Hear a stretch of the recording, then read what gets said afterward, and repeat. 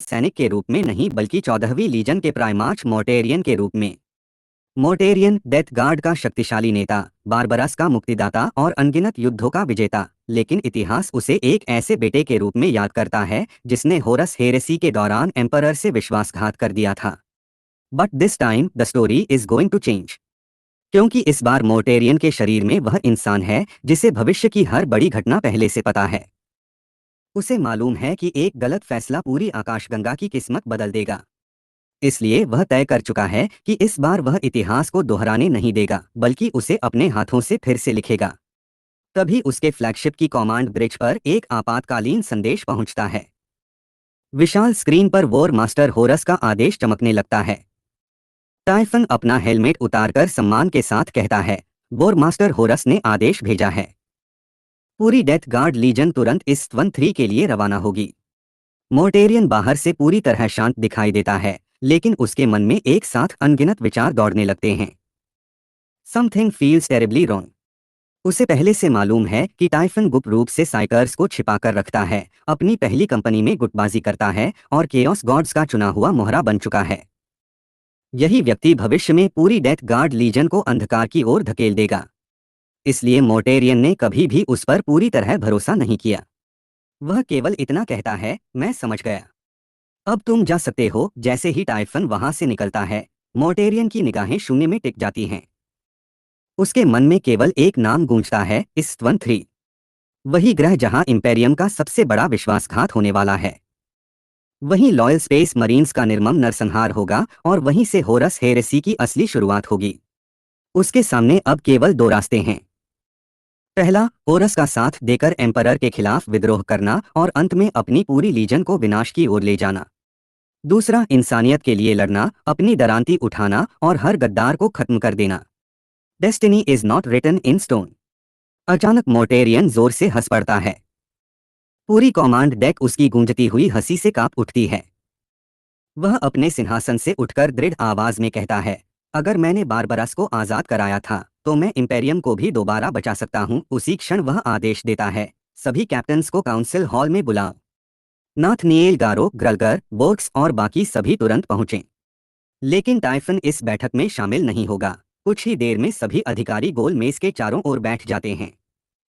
वोर्क्स सबसे पहले पूछता है, फादर, हमने तो इस 13 के लिए पूरी तैयारी कर ली है, फिर इतनी जल्दी बैठक क्यों बुलाई गई? दूसरे कैप्टन्स भी हैरान हैं कि फर्स्ट कैप्टन टाइफन को क्यों नहीं बुलाया गया। मोर्टेरियन शांत स्वर में जवाब देता है, टाइफन के लिए मेरे पास एक अलग मिशन है। The truth must stay hidden for now. इसके बाद वह लीजन की पूरी सैन्य शक्ति का ब्यौरा सुनता है। सैकड़ों टैंक, टर्मिनेटर स्क्वाड्स, पॉइसनर यूनिट्स और विशाल बैटल फ्लीट पूरी तरह युद्ध के लिए तैयार हैं। तभी वह नाथनिएल गारो की तरफ देखकर कहता है, गारो, तुम मेरे सबसे भरोसेमंद टर्बोर्न वॉरियर हो। आज से ग्रेव वार्डन टर्मिनेटर्स तुम्हारे अधीन रहेंगे। बैटल बार्ज डॉन भी तुम्हारे नियंत्रण में होगी। पूरा हॉल कुछ पल के लिए शांत हो जाता है। सभी समझ जाते हैं कि शक्ति का संतुलन बदल रहा है और मोर्टेरियन कोई बहुत बड़ी योजना बना चुका है। इसके बाद वह दूसरा आदेश सुनाता है, सेकंड कंपनी अब गारो के अधीन रहेगी। तीसरी, चौथी और पांचवी कंपनी भी सेवेंथ कंपनी के साथ मिलकर लड़ेंगी। वोर्क्स थोड़ी झिझक के साथ पूछता है, क्या यह व्यवस्था सही रहेगी? मोर्टेरियन बिना एक पल गवाए जवाब देता है, यह आदेश है और डेथ गार्ड में आदेश पर सवाल नहीं उठाए जाते। From this moment the future has changed for ever. आखिर में वह नेविगेशन ऑफिसर्स को आदेश देता है, वॉर्प राउट लॉक करो, जेल फील्ड सक्रिय करो, वॉर्प इंजिन्स चालू करो।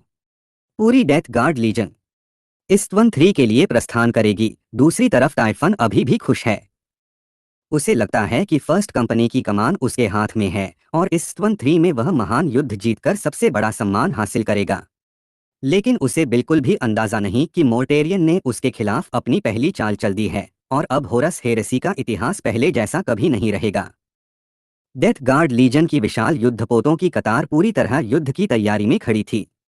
हर सैनिक अपने हथियार कसकर पकड़े हुए था, जबकि ग्रेव वार्डन टर्मिनेटर्स अंधेरे गलियारों में बिना किसी आवाज के आगे बढ़ रहे थे। उनकी लाल चमकती आंखें बता रही थीं कि जरूरत पड़ते ही वे किसी भी दुश्मन का नामोनिशान मिटा देंगे। तभी कम्युनिकेशन चैनल पर एक धीमी आवाज सुनाई देती है, फादर, यह व्यक्ति बहुत शक्तिशाली हो चुका है। लीजन के पुराने सैनिक भी अब इस पर शक करने लगे हैं। अगर आप आदेश दें तो हम इसे यहीं खत्म कर सकते हैं। कुछ पल के लिए पूरा माहौल बिल्कुल शांत हो जाता है। केवल युद्धपोत के इंजन की गूंज सुनाई दे रही थी। मोर्टेरियन के भीतर वर्षों से दबा गुस्सा और नफरत एक बार फिर उभरने लगती है।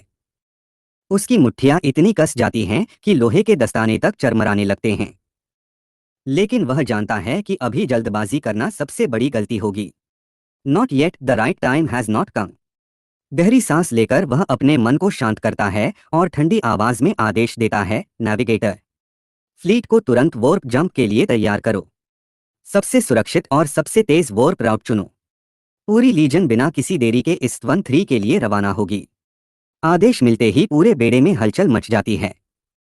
विशाल युद्धपोतों के जलफील्ड्स एक एक करके सक्रिय होने लगते हैं। वॉर्प की रहस्यमयी और भयावह ऊर्जा पूरे अंतरिक्ष में फैल जाती है। कैद किए गए साइकर्स अपनी मानसिक शक्ति से सुरक्षा कवच को स्थिर बनाए रखते हैं ताकि वॉर्प के राक्षस किसी भी जहाज में प्रवेश न कर सकें। कुछ ही क्षणों बाद 14वीं लीजन का पूरा बैटल फ्लीट वास्तविक अंतरिक्ष छोड़कर वॉर्प के अथाह अंधकार में प्रवेश कर जाता है। The journey toward destiny has begin. लंबी यात्रा के बाद बेड़ा सुरक्षित रूप से वॉर्प से बाहर निकलता है।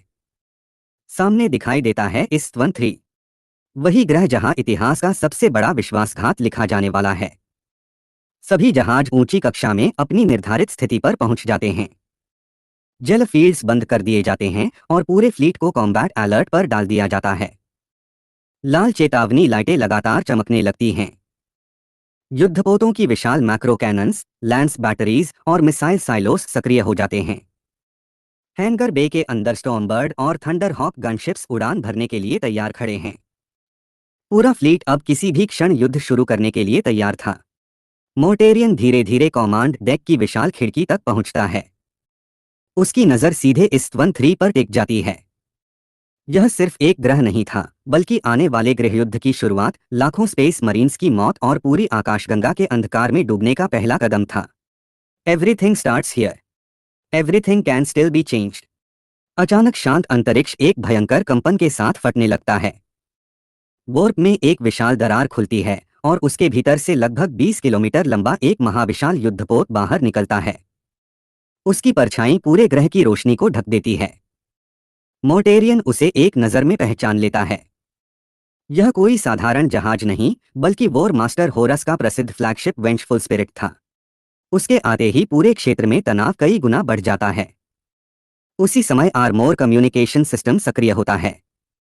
दूसरी तरफ मैलोगस्ट की आवाज सुनाई देती है, lord of death, war master Horus आपको तुरंत वेंचफुल स्पिरिट पर होने वाली रणनीतिक बैठक में बुला रहे हैं। 4 लीजन्स मिलकर इस्तवन 3 के विद्रोहियों पर अंतिम हमला करने की योजना बनाएंगी। मोर्टेरियन के चेहरे पर कोई भाव नहीं आता, लेकिन उसके मन में एक ठंडी मुस्कान उभरती है। वह सच्चाई जानता था। यह कोई सामान्य सैन्य बैठक नहीं थी। यह लॉयल स्पेस मरीन्स को जाल में फंसाकर खत्म करने की शुरुआत थी। This isn't a strategy meeting, it's the beginning of a massacre. वह बिना समय गवाए आदेश देता है, बोर्क्स, हरक और गारो, तुम तीनों मेरे साथ चलोगे। बाकी सभी अधिकारी फ्लीट की कमान संभालें। मेरी अनुमति के बिना कोई भी कार्रवाई नहीं करेगा। कुछ ही मिनटों बाद मोर्टेरियन अपने सबसे भरोसेमंद डेथ गार्ड वॉरियर्स के साथ स्टॉर्मबर्ड ट्रांसपोर्ट में सवार हो जाता है। इंजन की गड़गड़ाहट के साथ ट्रांसपोर्ट उड़ान भरता है और सीधे होरस के विशाल फ्लैगशिप वेंचफुल स्पिरिट की ओर बढ़ने लगता है। मोर्टेरियन जानता था कि अब जो भी कदम वह उठाएगा, वही पूरी आकाशगंगा के भविष्य का फैसला करेगा। स्टॉर्मबर्ड धीरे धीरे वेंचफुल स्पिरिट के विशाल हैंगर बे में उतरता है। जैसे ही उसके दरवाजे खुलते हैं, होरस लीजन के एलीट गार्ड्स दोनों ओर कतार बनाकर खड़े दिखाई देते हैं। पूरा माहौल इतना शांत था कि केवल भारी पावर आर्मोर की आवाज ही सुनाई दे रही थी। मैलोगस्ट आगे बढ़कर सम्मान के साथ कहता है, lord of death, war master आपका इंतजार कर रहे हैं। मोर्टेरियन बिना कुछ कहे उसके पीछे चल पड़ता है, लेकिन उसकी नज़र हर रास्ते, हर सैनिक और हर सुरक्षा व्यवस्था को ध्यान से देख रही थी। Every single step could decide the future.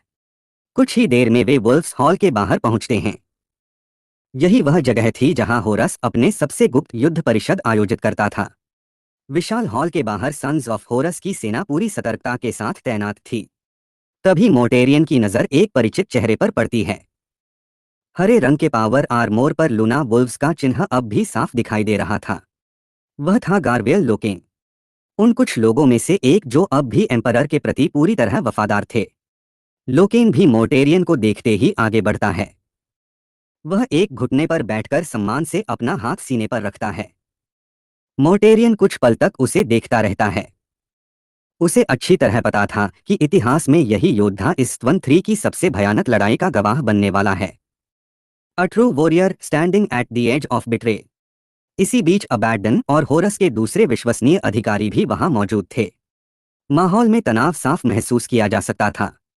तभी एज़ेकाइल अबैडन एक तरफ हटता है और मैलोगस्ट धीमी आवाज में कहता है, वॉर मास्टर अब आपका इंतजार नहीं करेंगे। कृपया मेरे साथ आइए। विशाल दरवाजे धीरे धीरे खुलते हैं। मोर्टेरियन अंदर प्रवेश करता है। गोलाकार परिषद कक्ष के बीचों बीच एक विशाल रणनीतिक मेज बनी हुई थी। उसके चारों ओर 4 प्राइमार्चेस अपनी अपनी जगह पर खड़े थे। ऊंचे सिंहासन पर होरस बैठा था। उसकी मौजूदगी ही पूरे कमरे पर दबाव बना रही थी। उसकी आंखों में ऐसा आत्मविश्वास था मानो पूरी आकाशगंगा पहले ही उसके कदमों में झुक चुकी हो। होरस मुस्कुराकर कहता है, मोर्टेरियन, बहुत समय बाद मुलाकात हुई।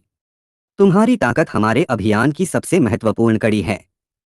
तुम्हारे साथ मिलकर हम मानव जाति का भविष्य बदल देंगे। मोर्टेरियन शांत स्वर में जवाब देता है, वॉर मास्टर। बाहर से वह पूरी तरह सामान्य दिखाई देता है, लेकिन उसके मन में अनगिनत योजनाएं चल रही थीं।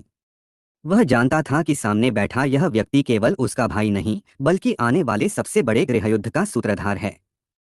The enemy is smiling right in front of you. अचानक पूरे हॉल की रोशनी मंद पड़ जाती है। गोल मेज के बीच एक विशाल होलोग्राफिक मैप उभर आता है। उसके केंद्र में केवल एक ग्रह दिखाई देता है, ईस्ट-1 3। होरस योजना समझाना शुरू करता है। उसके शब्द सुनने में बिल्कुल सामान्य लग रहे थे, लेकिन मोर्टेरियन को हर वाक्य के पीछे छिपा असली अर्थ साफ दिखाई दे रहा था। आधिकारिक योजना यह थी कि 4 लीजन्स मिलकर ग्रह पर मौजूद विद्रोहियों का सफाया करें। लेकिन सच्चाई इससे बिल्कुल अलग थी। असली निशाना वे स्पेस मरीन्स थे जो अब भी एम्परर के प्रति वफादार थे। उन्हें पहले ग्रह की सतह पर भेजा जाएगा और फिर ऑर्बिट से वायरस बॉम्ब तथा ऑर्बिटल बॉम्बार्डमेंट करके हमेशा के लिए खत्म कर दिया जाएगा। मोर्टेरियन के भीतर गुस्से की लहर दौड़ जाती है, लेकिन उसके चेहरे पर कोई भाव नहीं आता। वह जानता था कि अगर उसने अभी अपनी भावनाएं जाहिर कर दी तो पूरी योजना यहीं खत्म हो जाएगी। Patience is the greatest weapon. वह अपने मन में तेजी से हिसाब लगाने लगता है। उसके पास लगभग 95,000 डेथ गार्ड स्पेस मरीन्स थे, लेकिन टाइफन और फर्स्ट कंपनी पर भरोसा नहीं किया जा सकता था। अगर सही समय पर उन्हें अलग नहीं किया गया तो पूरी लीजन केओस के हाथों में चली जाएगी। इसलिए अब हर फैसला बेहद सावधानी से लेना था। होरस आगे कहता है, जैसे ही लॉयल फोर्सेस शहर के अंदर प्रवेश करेंगी, हम अंतिम हमला शुरू करेंगे। कोई भी जीवित नहीं बचेगा। मोर्टेरियन सिर हिलाकर सहमति जता देता है, लेकिन उसी पल उसके मन में एक नई योजना जन्म लेती है। वह तय कर चुका था कि इस बार इतिहास को उसी दिशा में नहीं जाने देगा। अगर सीधे होरस का विरोध किया तो वह अभी यहीं मारा जाएगा, लेकिन अगर सही समय तक अभिनय करता रहा तो हजारों लॉयल स्पेस मरीन्स की जान बचाई जा सकती है। Sometimes the only way to defeat evil is to let it believe you are on its side. बैठक धीरे धीरे समाप्त होने लगती है। बाकी प्राइमार्चेस अपनी अपनी रणनीतियों पर चर्चा कर रहे थे, लेकिन मोर्टेरियन की नज़र केवल हॉलोग्राम में चमकते इस 1-3 पर टिकी थी। उसे साफ दिखाई दे रहा था कि अगले कुछ दिनों में पूरा ग्रह आग, धुएं और खून से भर जाएगा। फिर भी इस बार एक चीज अलग थी, भविष्य अब पहले जैसा तय नहीं था। सभा खत्म होने के बाद मोर्टेरियन बिना कोई अतिरिक्त शब्द बोले मुड़ जाता है। गारो और उसके विश्वसनीय अधिकारी पहले से ही उसके अगले आदेश का इंतजार कर रहे थे। अब उसके पास समय बहुत कम था। उसे टाइफन पर भी नजर रखनी थी, लॉयल वॉरियर्स को भी बचाना था और होरस को जरा भी शक नहीं होने देना था। The game had truly begun. अब यह केवल युद्ध नहीं था, बल्कि बुद्धि, धैर्य और विश्वासघात का सबसे खतरनाक खेल बनने वाला था। मोर्टेरियन ने मन ही मन एक ही संकल्प लिया, चाहे जो भी कीमत चुकानी पड़े, इस बार डेथ गार्ड की किस्मत केओस नहीं बल्कि वह खुद तय करेगा।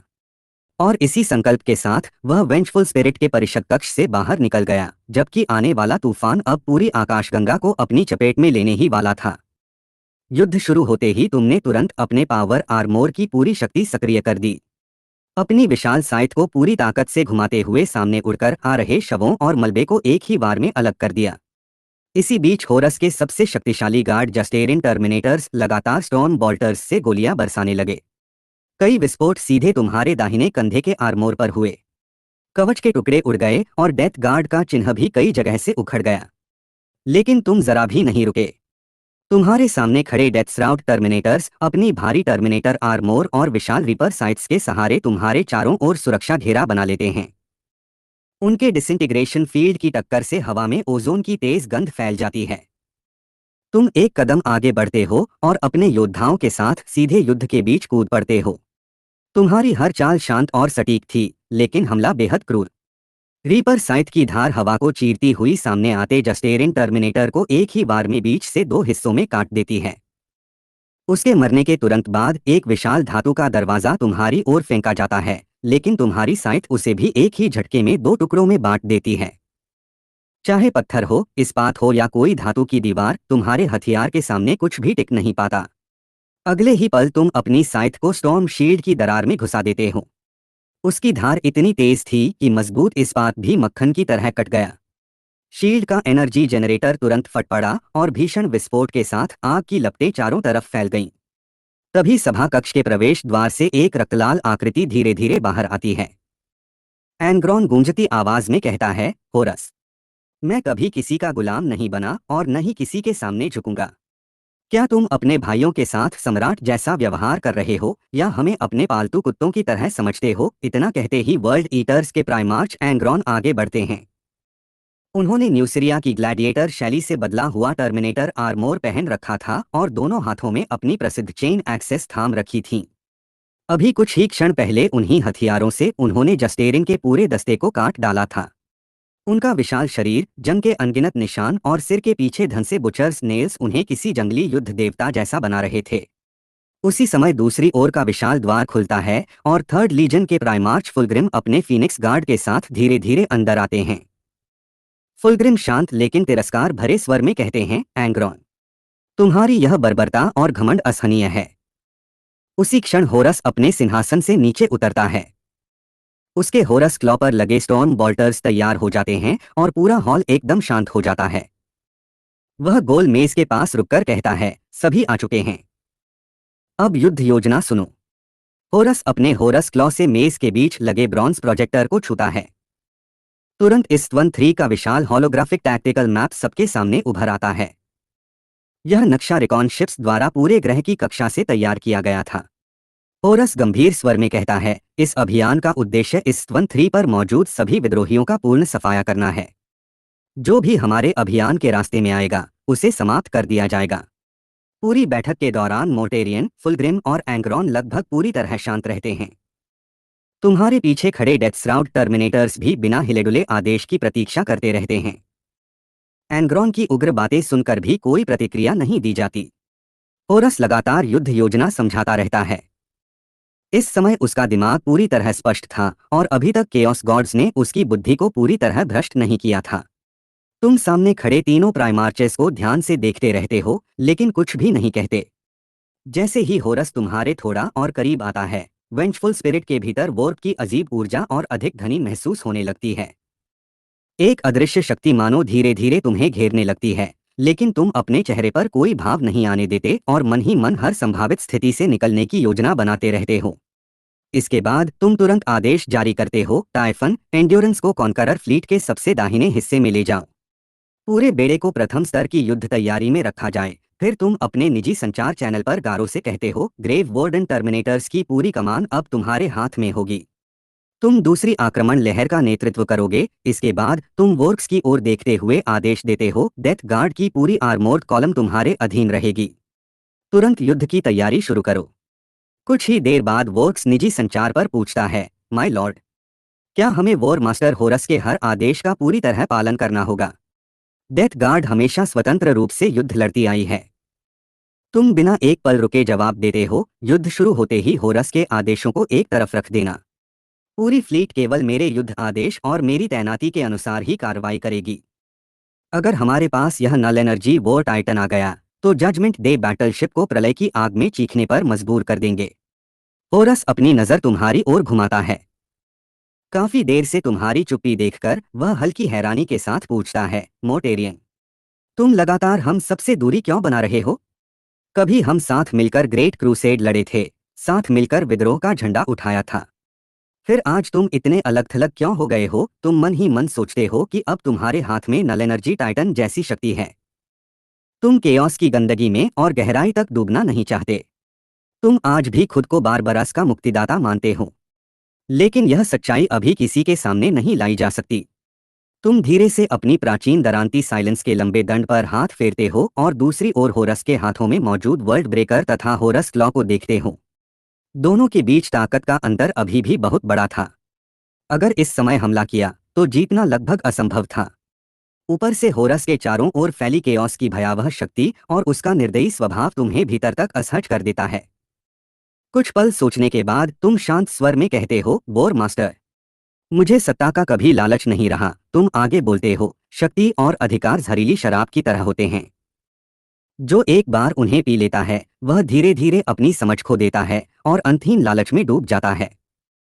इसलिए मैं हमेशा थोड़ी दूरी बनाए रखता हूँ। होरस कुछ क्षण तक तुम्हें देखता रहता है, फिर विषय बदलते हुए कहता है, तैनाती तय हो चुकी है। डेथ गार्ड हमारी सभी लीजन्स में सबसे अधिक दृढ़ और सहनशील सेना है। मैं तुम्हें अतिरिक्त आर्मोर्ड यूनिट्स और फायर सपोर्ट दूंगा। तुम्हारी लीजन सबसे पहले ड्रॉप असॉल्ट करेगी। तुम्हारे सैनिक एम्परर्स चिल्ड्रन से अधिक सहनशील हैं और वर्ल्ड ईटर्स जितने ही जिद्दी। इस्टवन 3 पर सबसे बड़ी विजय तुम ही हासिल करोगे। होरस की बातें सुनकर तुम्हारे भीतर गुस्सा उबलने लगता है। तुम्हें तुरंत गेट 42 की वह घटना याद आ जाती है जब होरस ने रेवन गार्ड के प्राइमार्च कोरवस कोरैक्स के खिलाफ षड्यंत्र रचा था। ऐसी चालाकी और राजनीतिक साजिश शैडो वुल्व्स जैसे सैन्यवादी लीजन से ही उम्मीद की जा सकती थी। इसलिए तुम्हें बिल्कुल भी हैरानी नहीं हुई। तुम शांत लेकिन सख्त आवाज में पूछते हो, इस्टवन 3 पर आखिर हुआ क्या है? मुझे पूरी सच्चाई जाननी होगी। अपने भीतर उठ रहे गुस्से को दबाते हुए तुम सीज मास्टर बोर्क्स की ओर इशारा करते हो। बोर्क्स आगे बढ़कर आदरपूर्वक कहता है, माय लॉर्ड, पिछली चोगरीज कैंपेन में डेथ गार्ड की सीज फोर्सेस को भारी नुकसान हुआ था। हमारे कई सीज इंजन्स नष्ट हो चुके हैं। इसलिए सभी वरिष्ठ अधिकारियों की राय है कि हमें बिना तैयारी के अग्रिम मोर्चे पर नहीं भेजा जाना चाहिए। होरस तुरंत जवाब देता है, थर्ड लीजन के पास अभी भी 1,10,000 पूरी ताकत वाले स्पेस मरीन्स हैं। वे मुख्य आक्रमण संभाल सकते हैं। फिर वह कहता है, मोटेरियन, पहले इस्टवन 3 की रिपोर्ट देख लो। तुम कांस्य का होलोग्राफिक प्रोजेक्टर निकालते हो। भारी पावर आर्मोर से ढका तुम्हारा हाथ उसे सक्रिय करता है और पूरा हॉल नीली रोशनी से भर जाता है। 4 महीने पहले 27th एक्सपेडिशन फ्लीट से एक अधूरा संदेश मिला था। रिपोर्ट के अनुसार इस्टवन 3 पर पूरी तरह विद्रोह फैल चुका है। बोर सिंगर्स नाम का एक रहस्यमयी संगठन ग्रह के कमांड नेटवर्क को भ्रष्ट कर चुका है और गवर्नर वर्दुस प्राल को भी पागल बना दिया है। जैसे ही रिकॉर्डिंग चलती है, सबके सामने जलते हुए शहर दिखाई देते हैं। विद्रोही हथियार लेकर हर दिशा में निर्दोष लोगों की हत्या कर रहे हैं। पूरे शहर में एक अजीब और डरावना गीत लगातार गूंज रहा है। फिर दृश्य बदलता है। एक गुफा के भीतर एक्सपेडिशन फ्लीट की तकनीकी अधिकारी वाना घायल अवस्था में छिपी हुई दिखाई देती है। उसके कपड़े फट चुके हैं, लेकिन उसके आर्मोर पर एक्सपेडिशन फ्लीट का चिन्ह अब भी साफ दिखाई देता है। तभी इडोलन बोल उठता है, मैं इसे पहचानता हूं। यह एरेनिटास 6 अभियान की अधिकारी है। अगले ही पल वीडियो अचानक आग और खून के धुएं के बीच खत्म हो जाता है। तुम गंभीर स्वर में कहते हो, उसके बाद इस्टवन 3 से हमें कोई भी संदेश कभी नहीं मिला। यह सुनकर गार्वेल लोकेन धीमी आवाज में पूछता है, क्या हम फिर से नियंत्रण खो चुके सामान्य नागरिकों और विद्रोही अधिकारियों का नरसंहार करने जा रहे हैं? क्या इतिहास खुद को दोहराएगा? इडोलन व्यंग्य से हंसता है, तुम्हारी यह दया किसी काम की नहीं, लोकेन। ग्रेट क्रूसेड कोई परियों की कहानी नहीं है। हमारे पास आम लोगों पर तरस खाने का समय नहीं। स्पेस मरीन्स का काम इंपेरियम को जीत दिलाना है, भावुक बनना नहीं। होरस गंभीर स्वर में कहता है, युद्ध परिषद के दौरान कोई भी बिना अनुमति के नहीं बोलेगा। इंपेरियम के सभी गद्दारों को दंड मिलेगा। इंपेरियल ट्रूथ का अपमान करने वालों के लिए केवल विनाश ही लिखा है। फुलग्रिन सहमति में सिर हिलाता है। दूसरी ओर एंग्रॉन के सिर में धन से बुचर्स नेल्स लगातार गूंज रहे थे। उसके भीतर हत्या की इच्छा बेकाबू होती जा रही थी। अचानक वह अपना धैर्य खो देता है और अपनी दोनों चेन एक्सेस गॉडफादर और गॉडचाइल्ड पूरी ताकत से तुम्हारी ओर चला देता है। अगर तुम समय रहते पीछे न हटते तो तुम्हारा पूरा बायां हाथ उसी क्षण कट जाता। तुम तुरंत अपनी दरांती साइलेंस उठाकर उसका वार रोक लेते हो। दोनों प्राइमार्चेस के दिव्य हथियार टकराते ही डिसइंटीग्रेशन फील्ड जोरदार गर्जना करने लगता है। केवल कुछ ही सेकंड में दोनं हथियार दर्जनों बार एक दूसरे से टकराते हैं। पूरा परिषद कक्ष भयंकर झटकों से कांप उठता है। उसी समय आसमान से एक विशाल वॉर हैमर जमीन पर गिरता है। उसके विस्फोट की लहर दोनों को। एक विशाल वॉर हैमर अचानक आसमान से गिरता है। उसके भीषण झटके ने तुम्हें और एंग्रॉन को जबरदस्ती अलग कर दिया। होरस गंभीर आवाज में बोला, वुल्फ्स हॉल व्यक्तिगत लड़ाई की जगह नहीं है। उसके शब्द पूरे सभा कक्ष में गूंज उठे। इसके बाद होलोग्राफिक रिकॉर्डिंग फिर से चलने लगी। वाना की दर्दभरी चीखें और जलते हुए शहर का दृश्य बार बार सभी की आंखों के सामने आने लगा। तभी अचानक आग में लिपटी एक लंबी तलवार ने पूरी होलोग्राफिक स्क्रीन को एक ही बार में चीर दिया और रिकॉर्डिंग हमेशा के लिए बंद हो गई। पास ही सुनहरे किनारों वाली बैंगनी आर्मोर पहने फुलग्रिम शांत खड़ा था। उसकी छाती पर चमकता इंपीरियल अकीला तुम्हारी नजर में आ गया। तुम मन ही मन सोचते हो कि पूर्णता की अंधी चाह ही सबसे बड़ी बेड़ी होती है। जो इंसान पूर्णता के पीछे पागल हो जाता है, अंत में वही पूर्णता उसका सबसे बड़ा बंधन बन जाती है। फुलग्रिम तुम्हारी ओर मुड़कर पूछता है, लॉर्ड ऑफ डेथ, क्या इस 13 के बारे में कोई और जानकारी है? तुम शांत स्वर में जवाब देते हो, जो लोग बचे थे वे या तो किसी रहस्यमय शक्ति के नियंत्रण में चले गए या फिर मारे गए। उसके बाद वहां से कोई नई सूचना नहीं मिली। तुम्हारे मन में केवल एक ही इच्छा थी कि यह रिपोर्ट जल्दी समाप्त हो और आगे का निर्णय होरस तथा उसकी वॉर काउंसिल पर छोड़कर तुम डेथ गार्ड को लेकर बारबरस लौट जाओ, अपनी सेना को आराम दो, शक्ति इकट्ठा करो और आने वाले होरस हेरेसी के लिए तैयार रहो ताकि कम से कम अपने क्षेत्र और इंपेरियम के बचे हुए आधार को बचाया जा सके। होरस तुम्हारी ओर देखकर बोला, लगता है तुम मेरी परिषद में अधिक देर रुकना नहीं चाहते। फिर वह गंभीर स्वर में कहता है, ग्रेट क्रूसेड पवित्र अभियान है। 20 लीजन्स एम्परर के आदेश पर पूरी आकाशगंगा में युद्ध लड़ रही हैं और मुझे पूरे अभियान का नेतृत्व सौंपा गया है। कॉरल सिटी की योजना सुनने के बाद तुम अपनी फ्लीट में लौटकर तैयारी कर सकते हो। इतना कहकर उसने ब्रॉन्ज प्रोजेक्टर फिर से सक्रिय किया। इस बार इस 13 के उत्तरी मैदानों में स्थित कॉरल सिटी का नक्शा सामने उभर आया। यही ग्रह का राजनीतिक और सांस्कृतिक केंद्र था और यहीं से विद्रोह की शुरुआत हुई थी। गवर्नर वर्दुस प्राल और वॉर सिंगर्स इसी शहर के ऊंचे हिस्से में छिपे हुए थे। उनका मुख्यालय क्वायर पैलेस या सेक्रेड सॉन्ग सिटी के नाम से जाना जाता था। होरस योजना समझाते हुए बोला, हमारी वैंगार्ड ड्रॉप पॉड्स पहले से चिन्हित रणनीतिक स्थानों पर उतरेंगी। आर्मोर्ड कॉलम्स आगे बढ़कर एडेप्टस मैकेनिकस टाइटन्स और सोलर ऑक्सिलिया को सुरक्षा देंगी। ग्रह के बाकी हिस्सों की सफाई दूसरी लीजन्स करेंगी। फुलग्रिम ने पूछा, यानी कॉरल सिटी पर मुख्य हमला केवल हमारी 4 लीजन्स करेंगी? एंग्रॉन कुछ बोलने ही वाला था कि होरस ने तुरंत आदेश दिया, एंग्रॉन, तुम्हारी वर्ल्ड ईटर्स और मोटेरियन की डेथ गार्ड पहली लैंडिंग वेव का नेतृत्व करेंगी। सबसे पहले कॉरल सिटी के भीतर प्रवेश तुम दोनों करोगे। यह सुनकर एम्परर्स चिल्ड्रन के सेकंड कैप्टन सालमन डिमिटर ने सवाल किया, जब हम ऑर्बिट में हैं तो सीधे ऑर्बिटल बम्बार्डमेंट करके सारे विद्रोहियों को खत्म क्यों नहीं कर देते? यह सवाल सुनते ही पूरा हॉल एकदम शांत हो गया। गारवेल लोकेन के मन में भी वही प्रश्न था। वह डेविन कैंपेन की तरह फिर से निर्दोष नागरिकों का कत्ल नहीं करना चाहता था। उसके अनुसार ग्रेट क्रूसेड का उद्देश्य इंसानों को मारना नहीं बल्कि जेनोस का सफाया करना था। कुछ क्षण की चुप्पी के बाद होरस बोला, ऑर्बिटल बम्बार्डमेंट से सभी दुश्मन नहीं मरेंगे, इसलिए वर्ल्ड ईटर्स सबसे पहले लैंडिंग करके रास्ता साफ करेंगे। डेथ गार्ड शहर की रक्षा व्यवस्था को कुचलते हुए ऑर्बिटल स्कैन की मदद से सभी डिफेंसिव पोजीशंस पर कब्जा करेगी। एम्परर्स चिल्ड्रन का लक्ष्य वर्दुस प्राल का सिर काटना होगा।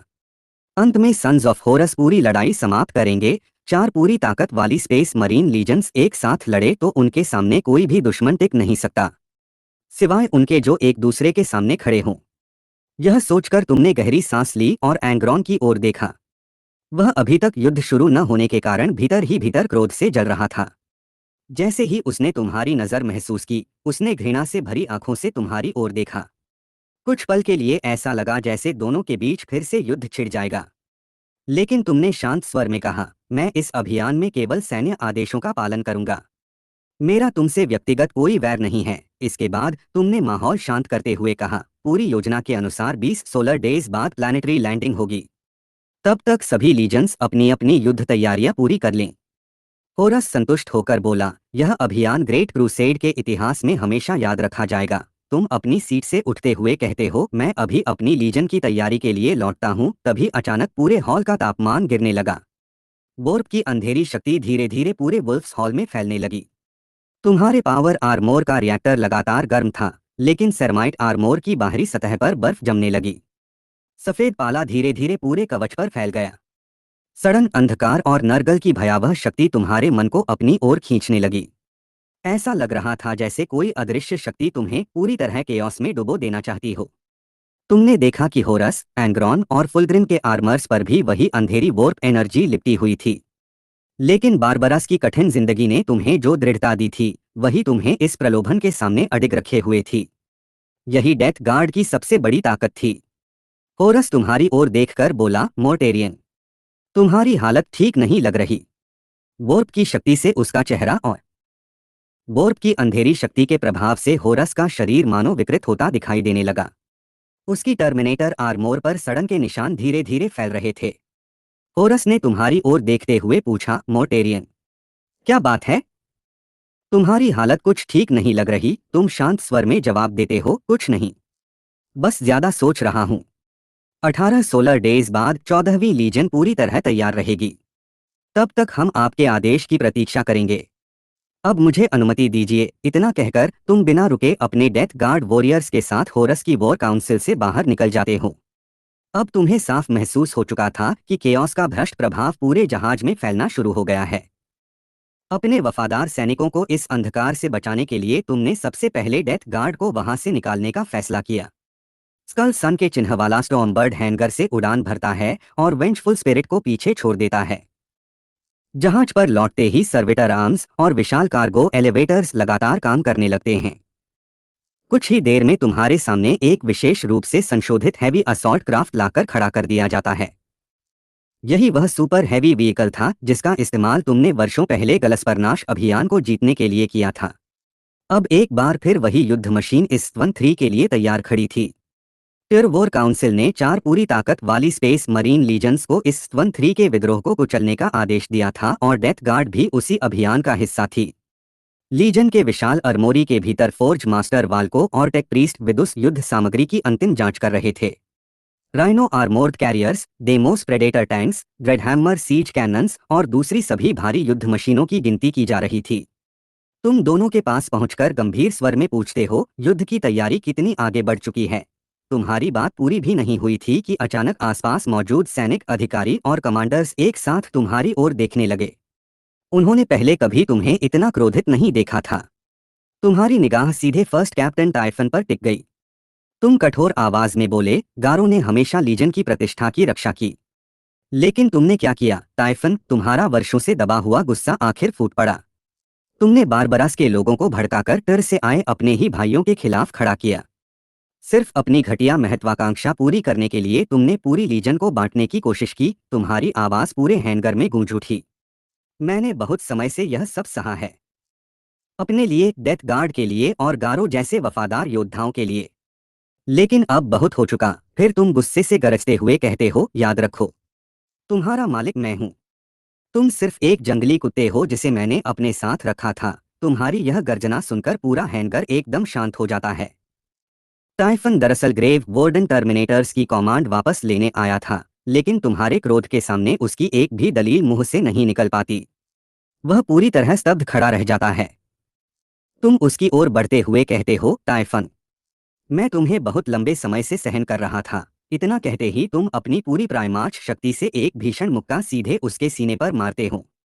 भारी टर्मिनेटर आर्मोर पहनने के बावजूद टाइफन उस प्रहार को बिल्कुल भी नहीं झेल पाता और पहाड़ जैसी ताकत के सामने बुरी तरह पीछे जा गिरता है।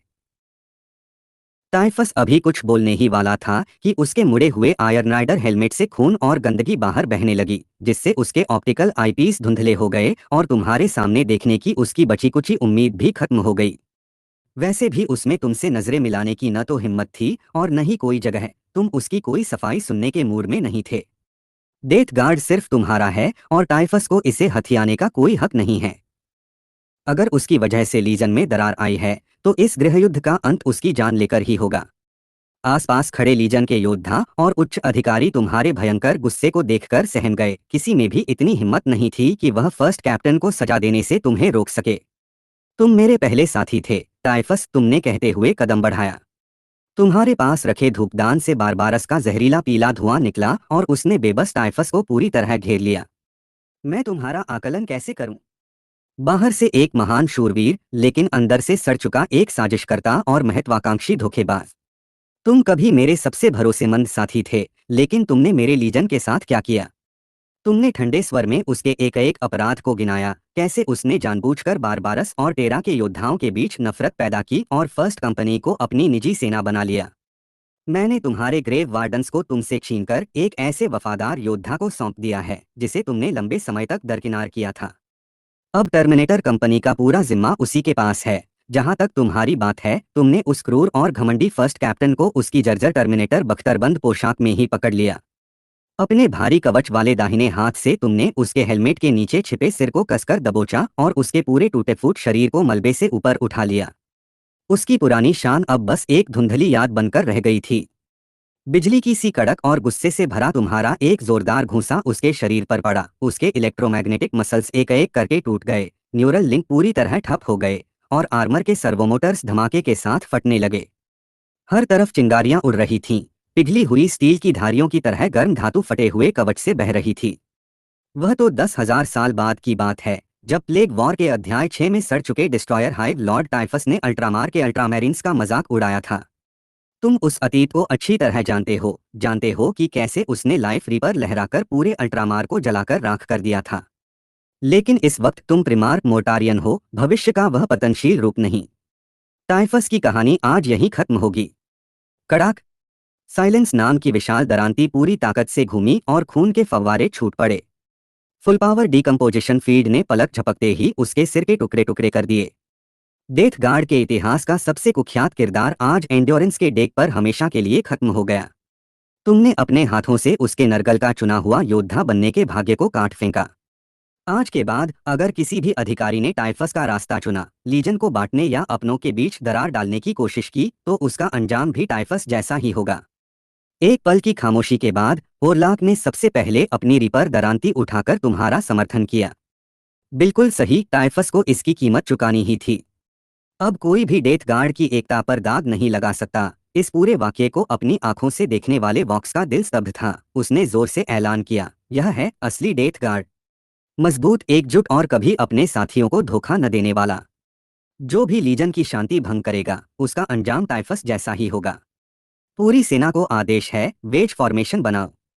हमारा लक्ष्य इस्तवाल 3 के कोरल सिटी में स्थित सेंट्स सान का सबसे ऊंचा बिंदु है। वॉक्स ने बिना देरी किए आदेश का पालन किया और अपनी टुकड़ियों को व्यूहरचना बदलने का निर्देश दिया। तुम गैरो के पास गए, उसके कंधे के कवच को थपथपाया और कहा, ग्रेव वार्डन्स को लेकर टर्मिनस एस्ट पर कब्जा करो। अगर टाइफस का कोई भी समर्थक विरोध करे तो उसे बिना किसी रहम के मार डालो।